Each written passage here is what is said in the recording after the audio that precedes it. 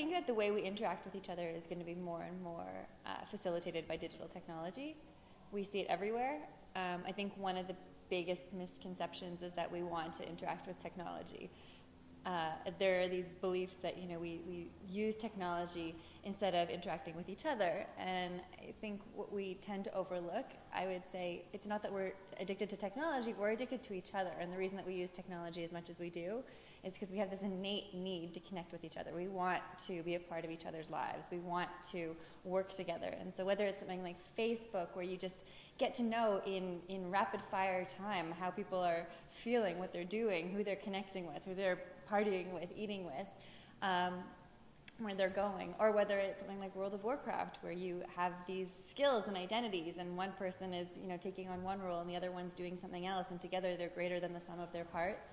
We use this technology to interact. That is fundamentally what we do with all of it. And so I certainly don't think we're going to do less interacting ever. I think it's the foundation of the human experience. I think it is what we do. And I think it's why we're so enamored with technology, because I think technology allows us to be closer. There's these debates whether, you know, we're closer together than ever before or farther apart. Sherry Turkle's got a book called Alone Together that addresses that whole idea of, you know, are we more connected than ever or more disconnected than ever? And it's complicated. You can make an argument both ways. There will be the richer forms of interaction possible between non-face-to-face types of communication. You already see that. You've seen that trend happen over the last 15 years, ever since the emergence of the internet, going from just straight email to chat rooms to Skype. So with each of those, you know, bits of the evolution, we see richer forms. And so I think that trend will definitely continue.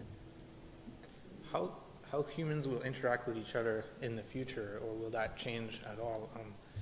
I don't think that's going to change much, to be honest. I don't think we interact with each other in any different way than we always did. I think the medium changed a little bit, and the way that it's mediated is different, but the fundamental nature of our interaction, I think, is the same. You know, people still keep up with each other's what people are up to. People still gossip, right? Instead of doing it in person, they do it on Facebook. But I think the way that we communicate, if you take away the technology layer, I think we're still talking about the same things. We're just doing it through different channels. So I don't think that's going to change too much. What she's talking about when she says alone together is that we've got, you know, our cell phones and we've got all these technologies so that we're together in one space, but we're all off doing our own thing. And I think of, you know, anyone who's been either out with friends or on a date or in any situation where you're sitting there and someone's like, oh, hey, sorry, there's something more important than you right now. And you see that two people, even though they're in the same space, are psychologically in different places. But the flip side of that is that you could be on opposite corners of the world and you could be having these profoundly intimate experiences with each other. So we're separate and together, but together and separated, and so it's complicated. And we don't know how it's going to unfold in 20 years. These are tricky things. I mean, because who can predict exactly what's going to happen? But again, it's about these options of different possibilities that will just become standard, which don't even exist now or largely aren't used.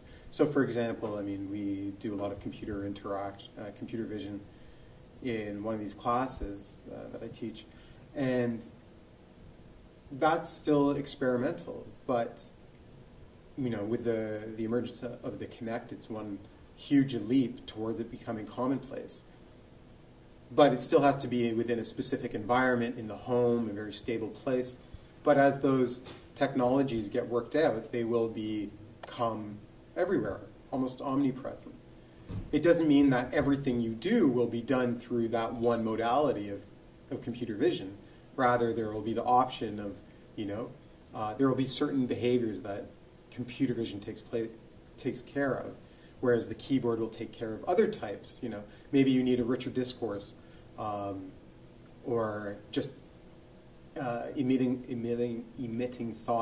through your fingertips might still be the perfect modality for conveying certain ideas. I think, to me, I think the new interactions in the future are going to be less about how we interact with other people, because I think we got that down pretty well. We have thousands of years of practice doing that. I think where we are starting to see new interactions is with things like spaces around us and our environments. So things that we do every day on the computer, for example, are slowly being pushed away to the side and kind of embedded in the room that we're sitting in, embedded in the spaces that we're using. So a lot of activities that I think we're traditionally just doing at a desk with a keyboard and a screen slowly are going to start to be more integrated in the spaces around us, and that's going to change the way that we interact with things on a kind of an everyday basis.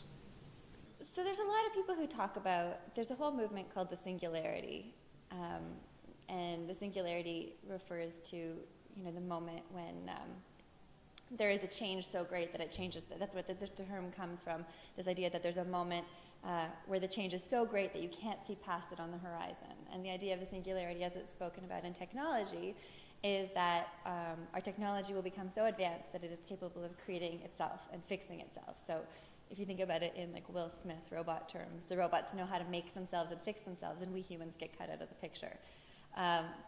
That same group of people talks about haptics being, these technologies where it's not so much that we just get to talk and interact, but we get to touch and feel and have all those other experiences. And, I think we've been playing with that stuff forever.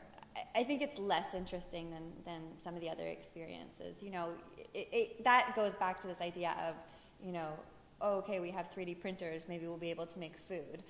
Sometimes there's these questions of, it goes back to Spider-Man, with possibility comes responsibility. Just because you can do something doesn't mean that you should always. So we've got this amazing technology that allows us to connect in ways that we have never connected before. But at the same time, we already connect, and we already do all these things. And in some ways, do we really want to reinvent the wheel? And are we becoming more isolated than we were before? And so we need to have these conversations. I think fundamentally when it comes to our network technologies, what we need to do is not think of ourselves as consumers and not think that this future is inevitable and it's just going to happen. The future that happens is going to be a future that we bring on. We are the users. I think you're going to see that happening, or those kinds of things happening a lot more. Just objects that you own or that you use every day that don't necessarily have to go through you to communicate, that just communicate with each other and kind of get things done that way. In terms of new kinds of networks, one thing that I'm interested in seeing if this happens or not, I think we're going to start to see a lot more. So now we have the internet, we have networks in buildings, like at an architecture level. We're going to start to see a lot more of personal networks, like just a network that you carry around with you, a network between the devices that you're wearing or the devices that you're carrying. Like your phone network with your glasses. Like MC chip. Yeah. Sort of networks of objects in close proximity that you're maybe carrying around on your body. For example, the Nike Fuel Band, where you're wearing the wristband collecting data about how you move every day. That is networked with the phone in your pocket. And I think we're going to start to see a lot more of those.